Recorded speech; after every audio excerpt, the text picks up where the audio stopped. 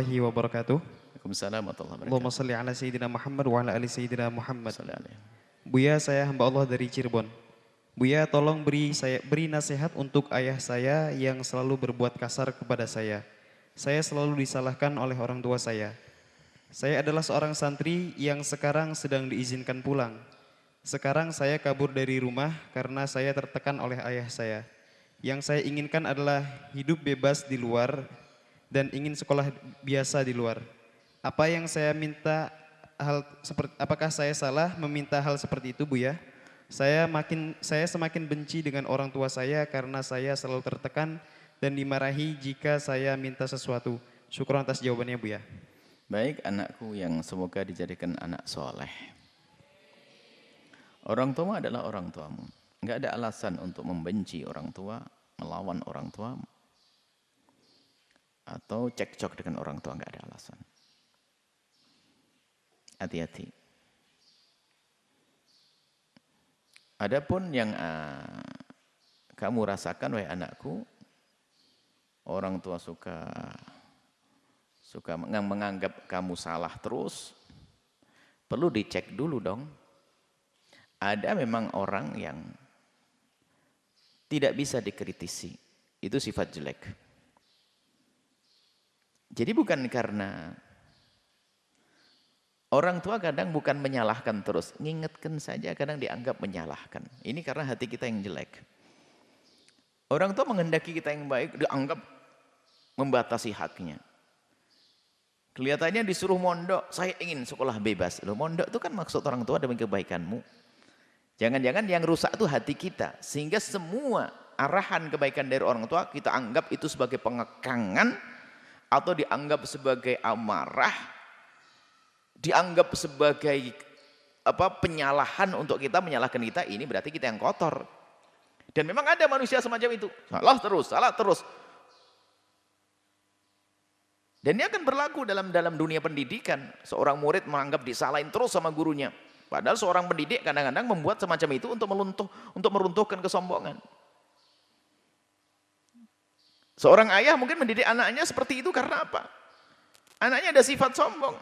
Tapi dasar anaknya nggak punya kesadaran, dianggap itu menyalahkan terus. Kalau menyalahkan itu karena kamu salah mungkin. Kalau kamu tidak salah, ya tinggal senang aja, saya tidak salah. Ya enggak saya tidak seperti itu. Selesai. Jadi khawatir ada sifat jelek di anak. Sehingga saya ingin bebas. Nah ini ada tanda kalau itu sifat jelek. Saya ingin bebas. Saya semakin benci pada orang tua. Nah, dari rasa benci itulah orang akan menganggap nasihatnya jadi cacian. Karena sudah enggak ada senang di hati kita. Jadi nasihati juga dianggap itu sebagai permusuhan. Ini bahaya. Sepertinya yang perlu dibenahi adalah hatimu, wahai anakku. Ayahmu adalah ayahmu, lihat. Pesan Allah, wa qad rabbuka la ta'budu illa iyyahu wa bil walidaini ihsana. Birrul walidain. Nabi menyebutkan, dengar baginda Nabi dan dengar Allah, akan lembut hatimu setelah itu. Jadi jangan sama sekali merasa disalahkan. Kalaupun ternyata orang tuamu menyalahkanmu yang kamu tidak salah, enggak perlu dibantah saat itu. Nanti cari waktu untuk menjelaskan. Bantah enggak sah. Enggak perlu marah-marah dengan orang tua. Orang tuamu hati-hati.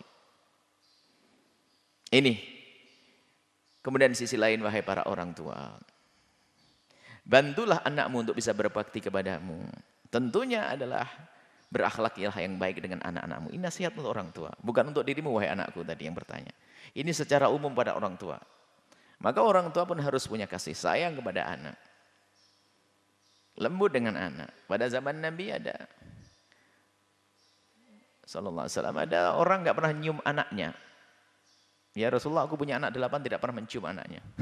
Orang seperti itu enggak akan bisa punya kasih sayang kepada umat. Nabi marah kok. Berlemah lembut kepada anak itu penting. Bermain dengan anak itu penting. Kasih sayang itu penting. Nah jadi seperti itu. Kalau engkau menjadi anakku, kalau kamu nanti jadi seorang bapak, kamu pasti seperti itu. Dengan kecintaanmu akan mengingatkan anakmu. Kalau anakmu seperti dirimu, ya mereka akan menganggap dirimu menyalahkan terus. Dan itu tidak akan berakhir, tidak akan hidup indah. Tapi seorang anak akan selalu husnudon. Ayahku tidak akan mengingatkanku kecuali untuk kebaikanku. Selesai. Dan ingat para orang tua kalau mengingatkan anak dengan cara yang bagus, ambil waktu yang tepat dan seterusnya.